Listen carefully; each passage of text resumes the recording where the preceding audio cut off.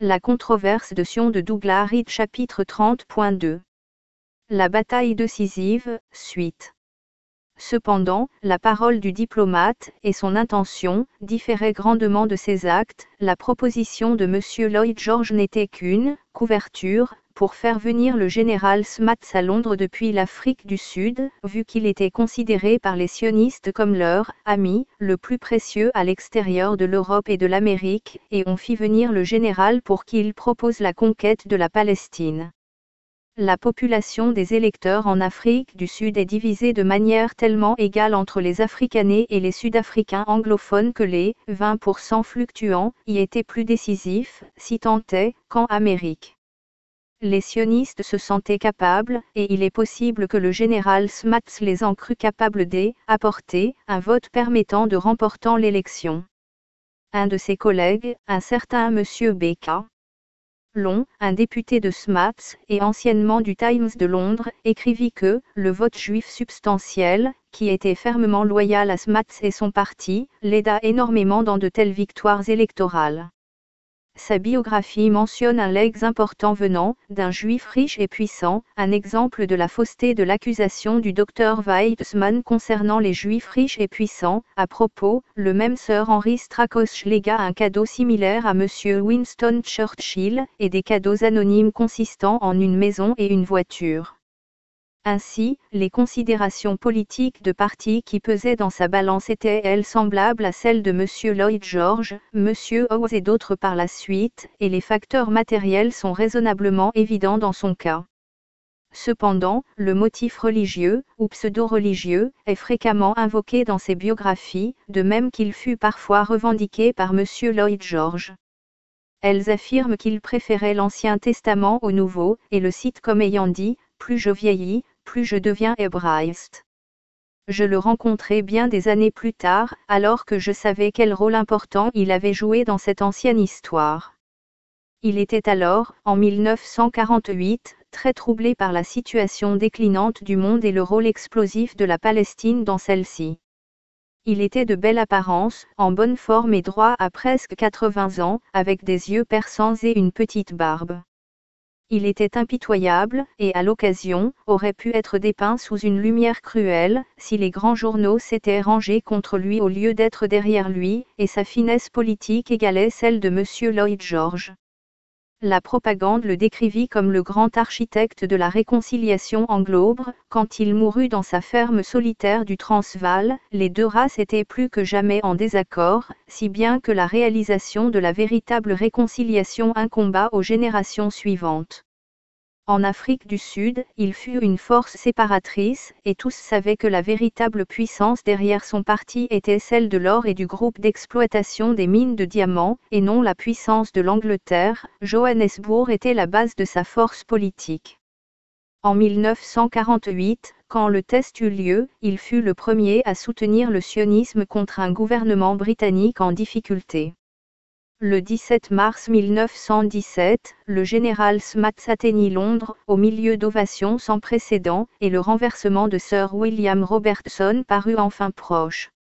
L'accueil triomphal du général Smuts était un premier exemple du battage, maintenant familier autour de personnages publics choisis par une presse bouton-poussoir.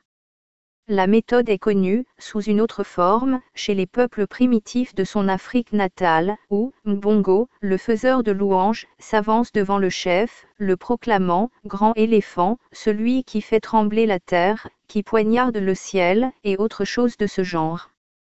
Le général Smuts fut présenté au cabinet de guerre impérial comme un des généraux les plus brillants de la guerre, M. Lloyd George. Le général Smuts avait en fait conduit une petite campagne coloniale en Afrique du Sud-Ouest et, quand il fut appelé à Londres, menait une campagne inachevée en Afrique orientale, contre une armée petite, mais efficacement formée à la brousse, de 2000 officiers allemands et 20 000 askaris indigènes, son fils, M. J.C. Smuts. L'hommage était ainsi généreux. M. Lloyd George avait une piètre opinion des soldats professionnels. Il n'y a aucune profession où l'expérience et l'entraînement comptent moins, comparés au jugement et au flair. À cette période, afin de mieux s'isoler, des généraux, autres que le général Smuts, M. Lloyd George et son petit comité en guerre avaient pris une maison particulière, où ils siégeaient 2 fois par jour et occupaient tout leur temps à la politique militaire, ce qui est mon travail, un petit corps de politiciens, tout à fait ignorants de la guerre et de toutes ses nécessités, essaie de mener la guerre comme Sir William Robertson. À ce corps cloîtré, en avril 1917, le général Smuts, sur invitation, présenta ses recommandations pour gagner la guerre. Cela fut formulé en ces termes. La campagne de Palestine présente des possibilités militaires et même politiques très intéressantes. Il reste à considérer la question beaucoup plus importante et compliquée du front occidental. J'ai toujours vu cela comme un malheur, que les forces britanniques soient devenues si entièrement absorbées par ce front. Quand ce conseil fut donné, la Russie était en train de s'effondrer, le transfert des armées allemandes vers le front occidental était un événement évident et imminent, et la menace posée à ce front avait soudainement pris l'ampleur d'un péril mortel. Cette recommandation donna à M. Lloyd George le fort soutien militaire, venant d'Afrique orientale, dont il avait besoin, et il fit immédiatement ordonner au cabinet de guerre que le commandant militaire en Égypte attaque en direction de Jérusalem. Le général Murray objecta que ses forces étaient insuffisantes et fut limogé. Là-dessus, on offrit le commandement au général Smuts, que M. Lloyd George considérait comme susceptible de poursuivre une campagne dans cette région avec une grande détermination. Sir William Robertson gagna alors sa plus grande victoire dans cette guerre. Il eut une conversation avec le général Smuts. On ne pourra jamais évaluer les qualités de général de son visiteur, parce qu'il n'eut jamais l'occasion de les tester, au cours des petites campagnes dans lesquelles il servit. Ses qualités en tant que politicien, cependant, sont au-delà de tout soupçon, il était le plus circonspect des hommes, et peu disposé à échanger les triomphes de Londres pour le risque d'un fiasco sur le champ de bataille, qui pourrait détruire son avenir politique en Afrique du Sud. Donc, après sa conversation avec Sir William Robertson, il déclina l'offre de M. Lloyd George. Vu la tournure que prirent les événements, le fiasco lui aurait été épargné, mais cela était impossible à prévoir, et ainsi, un conquérant de plus manqua la chance d'entrer dans Jérusalem sur un destrier. Comme, habituellement, les politiciens adorent de tels moments, malgré l'aspect comique que le temps leur donne souvent, il regretta cela par la suite, être entré dans Jérusalem. Quel souvenir!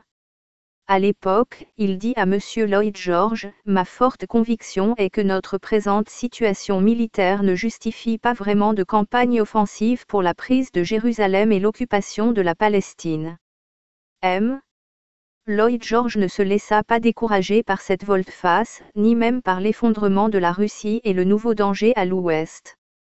En septembre 1917, il décida que les troupes requises pour une grande campagne en Palestine pourraient être prises sur le front occidental pendant l'hiver 1917 à 1918 et pourraient accomplir la tâche en Palestine à temps pour être de retour en France pour le déclenchement du travail actif au printemps. Seul Dieu aurait pu préserver les compatriotes de M. Lloyd George des pleines conséquences de cette décision. La guerre ne pouvait pas être gagnée en Palestine, elle pouvait encore être perdue en France et le danger était grave. Mais M. Lloyd George, abandonné même par le général Smuts, avait enfin trouvé un soutien militaire, car à ce moment-là, un autre personnage, criant « Moi boueux, 19 ». Traduction littérale de l'expression anglaise, Madmans, elle-même traduite du vieil anglais, Solmonate, qui désigne le mois de février NDT, était sorti des coulisses et s'était avancé sur la scène centrale. C'était un certain Sir Henry Wilson, qui se décrit lui-même ainsi, pendant une mission de guerre en Russie, en janvier 1917. Le dîner de gala au Foreign Office, 20. Ministère des Affaires étrangères NDT, je portais le grand officier de la Légion d'honneur et l'étoile et collier du bain, et aussi des pattes d'épaule russes et un calot d'astrakhan gris, et somme toute, j'avais toute l'apparence d'un homme superbe. J'ai créé une véritable sensation au dîner du Foreign Office et ensuite à la réception. J'étais beaucoup plus grand que le grand-duc Serge, et en tout point remarquable, comme on m'a dit. superbe. C'est à cet homme, prenant la pose sur un arrière-plan russe tragique, que M. Lloyd George et le sionisme doivent leur occasion en or enfin arriver, et l'Angleterre, une quasi-catastrophe.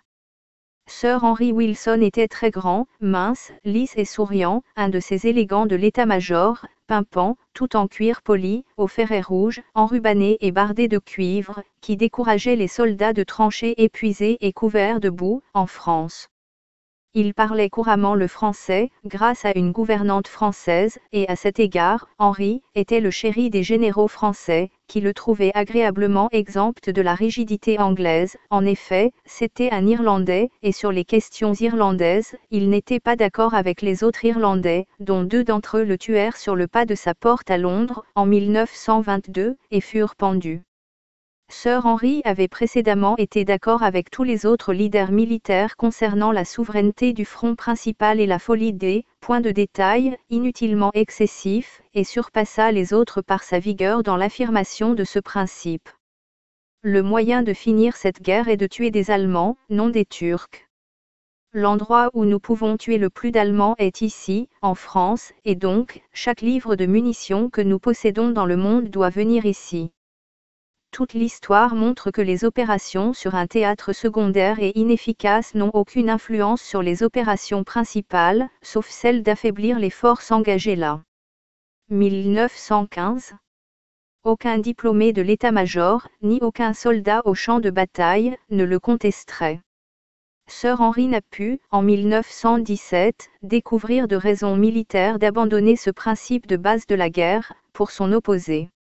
L'explication de sa volte-face ne peut être qu'évidente. Il avait observé la montée de Sion et la nature de la dispute entre M. Lloyd George et son propre chef, Sir William Robertson. Sir Henry vit le moyen de prendre la place de Sir William. D'où le fait que le récit du docteur Weizmann sur ses « découvertes d'amis » à cette période, comporte une allusion à la « sympathie » du général Wilson, un grand ami de Lloyd George. Le 23 août 1917, Sir Henry annonça à M. Lloyd George la forte croyance que si un plan vraiment bon était mis au point dans les détails, nous pourrions chasser les Turcs de la Palestine et probablement les écraser complètement pendant les mois boueux, sans interférer en aucune façon avec les opérations de Rég au printemps et à l'hiver prochain, en France. Dans ce rapport, M. Lloyd George trouva enfin le soutien dont il avait besoin pour son ordre de septembre 1917, cité 6 paragraphes plus haut. Il saisit l'expression charmante de « mois boueux », il lui donna un argument militaire. Le général Wilson lui expliqua que c'est « mois boueux » en France, qui, en embourbant les armées, écarterait une offensive allemande majeure tandis qu'elle avançait, comprenait 5 mois de boue et de neige, de la mi-novembre à la mi-avril, 1918. Sur ce conseil, M. Lloyd George fonda sa décision de prendre en France les troupes requises pour une grande campagne en Palestine, et de les renvoyer en France à temps en cas d'urgence là-bas. Sur ce point, le général Wilson, seul parmi les leaders militaires, avisa M. Lloyd George que la grande attaque allemande n'arriverait probablement jamais, elle arriva à la mi-mars. Sir William Robertson fit remarquer en vain que le planning était illusoire, le mouvement des armées entraînait des problèmes majeurs de transport et de navigation, et au moment où les dernières divisions débarqueraient en Palestine, les premières réembarqueraient. En octobre, il avertit de nouveau que les troupes prises en France ne pourraient pas être de retour à temps pour la bataille en été. La juste décision militaire à prendre est d'agir sur la défensive en Palestine, et de continuer à chercher une décision à l'ouest. Toutes les réserves devraient être envoyées sur le front occidental. À cet instant fatidique, le hasard, le grand conspirateur de toujours dans cette histoire, frappa en faveur des sionistes. Les membres du Conseil des ministres à Londres, qui avaient apparemment presque oublié le front occidental, harcelaient Sir William Robertson pour « nous donner Jérusalem comme étrenne ». L'expression semble révéler à nouveau la désinvolture extraordinaire, à propos de la guerre, que le docteur Weizmann avait attribuée antérieurement à M. Lloyd George. En Palestine, le général Allenby, sous une pression semblable, fit une tentative de pénétration, découvrit à sa surprise que les Turcs offraient peu d'opposition, et marcha sans trop de difficultés sur Jérusalem. La récompense n'avait aucune valeur militaire, dans la totalité de la guerre, mais dès lors, M. Lloyd George n'allait plus se contenir. Les troupes furent détournées de la France sans égard pour ce qui était imminent là-bas. Le 6 janvier 1918, Sir Douglas Haig se plaignit de l'affaiblissement de ses armées en France à la veille de la plus importante bataille, il lui manquait 114 000 fantassins. Le 10 janvier 1918, le ministère de la Guerre fut forcé d'émettre des ordres pour réduire toutes les divisions de 12 à 9 bataillons d'infanterie. Réduire toutes les divisions de 12 à 9 bataillons d'infanterie. Une presse libre aurait pu à cette période donner à Sir William Robertson le soutien dont il avait besoin, dans l'opinion publique, pour empêcher tout cela. On lui refusa cela aussi, car à ce stade, la situation prédite par les protocoles de 1905 était en train d'être provoquée. Nous devons contraindre les gouvernements à agir dans le sens favorable à notre plan aux larges perspectives, par le biais de ce que nous présenterons comme étant l'opinion publique, secrètement orientée par nous au moyen de ce qu'on appelle la grande puissance, la presse, qui, à quelques exceptions négligeables près, est déjà entièrement entre nos mains.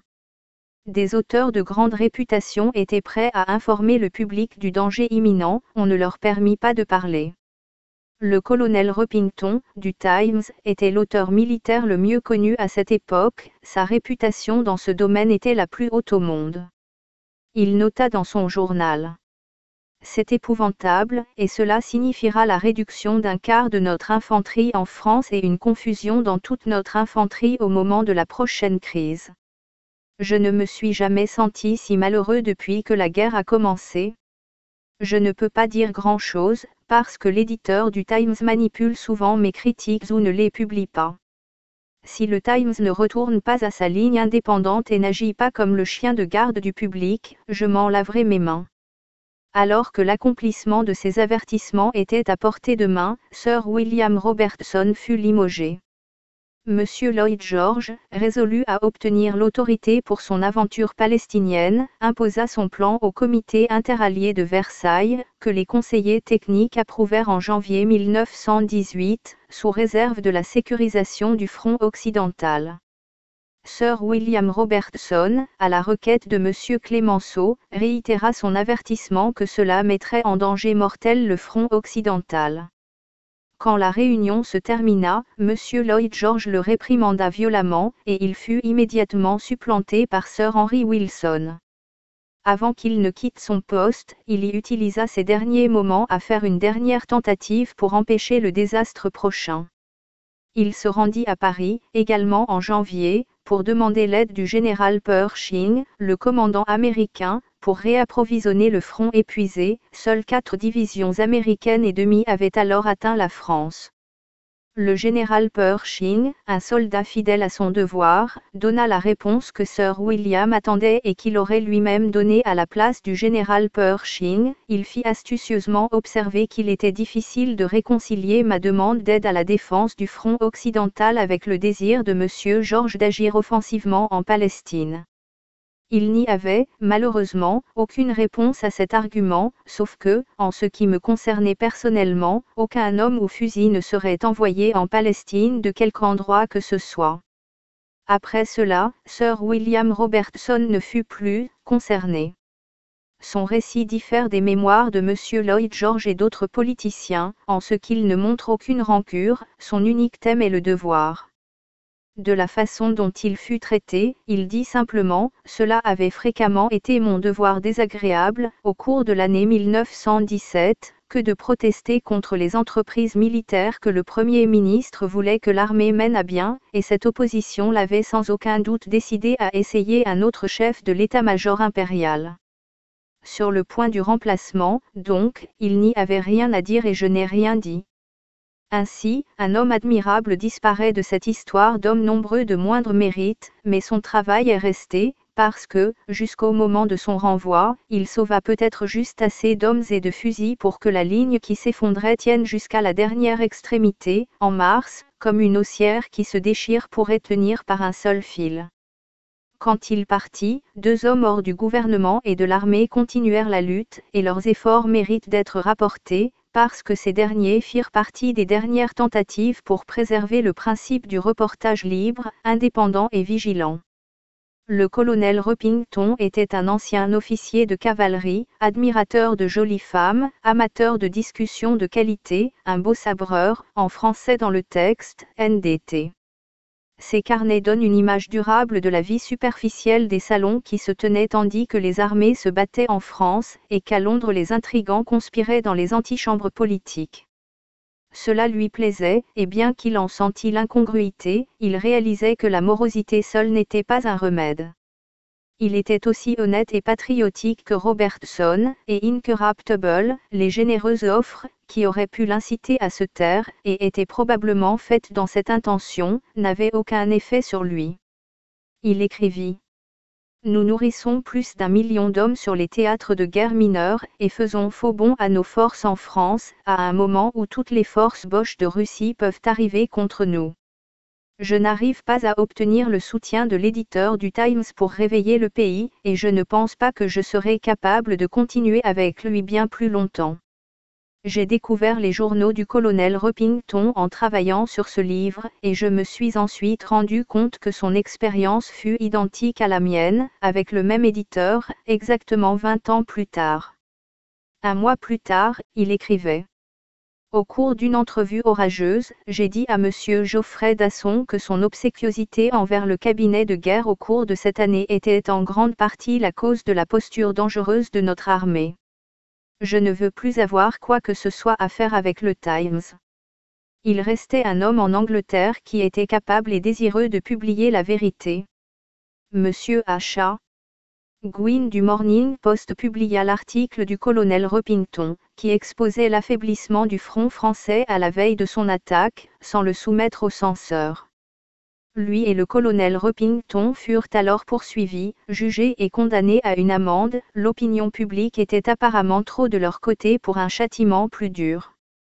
Sir William Robertson écrivit au colonel Repington.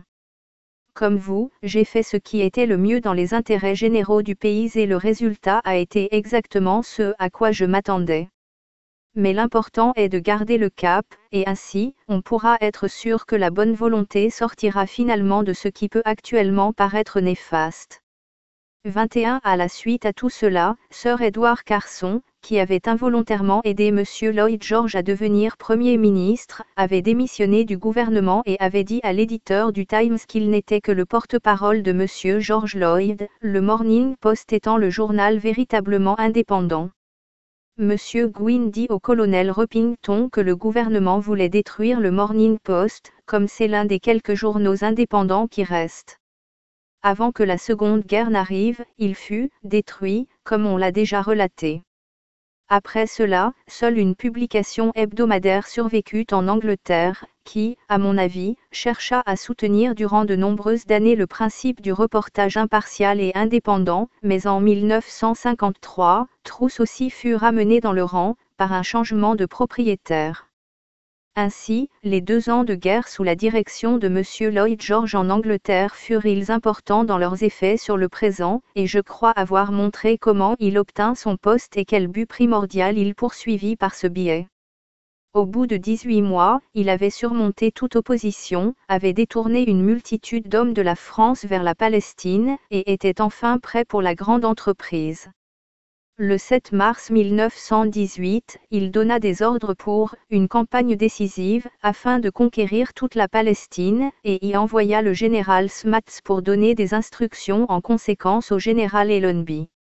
Le 21 mars 1918, l'attaque allemande tant attendue en France commença, incorporant tous les hommes, armes et avions libérés du front russe. Russe. La campagne décisive en Palestine fut immédiatement suspendue, et chaque homme qui pouvait être extirpé de Palestine fut envoyé d'urgence en France. Le nombre total d'hommes employés en Palestine était de 1 192 511 jusqu'en octobre 1918, le général Robertson. Le 27 mars 1918, le colonel Repington écrivit « C'est la pire défaite dans l'histoire de l'armée ». Le 6 juin, les Allemands déclarèrent 175 000 prisonniers et plus de 2000 fusils. À ce point, la vérité apparut par les derniers mots ci-dessus, extraits de la lettre de Sir William Robertson au colonel Repington, et ils sont un présage d'espoir continu pour les hommes de bonne volonté aujourd'hui. En gardant le cap, il avait sauvé suffisamment pour que la ligne tienne, au point de rupture, jusqu'à l'arrivée en force des Américains. Avec cela, la guerre était pratiquement terminée. Il est clair que si la Russie avait été soutenue, l'excursion palestinienne évitée et la force concentrée en France, elle aurait pu se conclure plus tôt, et probablement sans l'enchevêtrement de l'Amérique. Cependant, cela n'aurait pas favorisé le grand plan pour la gestion des affaires humaines. À ce stade du récit, j'écris avec les sentiments d'un participant, et ces derniers influencent probablement ce que j'ai écrit sur la longue histoire plus ancienne, parce que les effets, tels que je les ai vus à ma génération, m'apparaissent mauvais. Je me rappelle la grande attaque allemande du 21 mars 1918, je la vise dans le ciel et sur le terrain, et avais combattu le premier mois, jusqu'à ce qu'on m'emporte sur une civière. Je me rappelle l'ordre de Sir Douglas Haig, que chaque homme doit se battre et mourir là où il se tenait, s'était affiché sur les murs du mess de mon escadron. Je n'ai aucune plainte concernant l'expérience, et ne l'effacerai pas de ma vie si je le pouvais. Maintenant que j'en suis venu à voir par quels moyens et motifs secrets tout cela fut provoqué, je pense que les générations à venir pourraient être un peu plus à même de garder le cap de Sir William Robertson, et ainsi de s'assurer que la bonne volonté finisse par sortir de ce qui leur semble néfaste, s'ils en savent un peu plus sur ce qui se passa alors, et qui a continué depuis. Voilà ma raison d'écrire ce livre. Suite à la victoire en Europe, le territoire convoité en Palestine fut enfin acquis. Mais c'est une chose d'acquérir une terre, et une autre d'y construire quelque chose. Sur cette terre, une patrie sioniste devait être érigée, et ensuite un État, et au final, un Commonwealth. Aucune de ces choses ne pouvait être réalisée par l'Angleterre seule. Aucun précédent n'existait pour la donation d'un territoire arabe, par un conquérant européen, à un bénéficiaire asiatique. Pour une telle transaction, d'autres nations devaient être cooptées, de nombreuses nations, et une société promue, afin que l'on puisse lui donner l'apparence d'une affaire honnête. En fait, une société des nations était requise, et l'Amérique, par-dessus tout, devait être enchevêtrée.